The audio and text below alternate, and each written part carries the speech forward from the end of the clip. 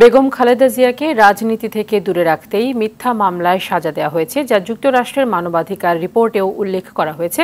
এমন মন্তব্য করেছেন বিএনপির সিনিয়র যুগ্ম মহাসচিব রুহুল কবির রিজভী। নয়াপল্টনে কেন্দ্রীয় কার্যালয়ের সংবাদ সম্মেলনে দেশের সকল আইন আদালত প্রধানমন্ত্রী শেখ হাসিনার ইচ্ছা অনুযায়ী চলে বলেও মন্তব্য করেন তিনি। সীমান্তে প্রতিনিয়ত ভারতের বিএসএফ কর্তৃক নির্মমভাবে বাংলাদেশিদেরকে নিহত ঘটনায় তীব্র নিন্দা জানিয়ে রিজভী বলেন, এসব ক্ষেত্রে নীরবতা পালন করে সরকার।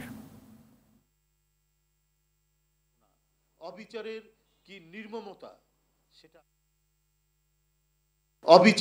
কি নির্মমতা সেটা আজকে বিশ্বের গণতান্ত্রিক দেশের প্রতিবেদনও উঠে আসছে। যুক্তরাষ্ট্রের মানবাধিকার রিপোর্টের ব্রিফিংয়ে a political প্লয় to remove the leader of the opposition, দেশনেত্রী বেগম খালেদা জিয়াকে উদ্দেশ্য এটা বলেছেন, ফ্রম দি ইলেকটোরাল প্রসেস।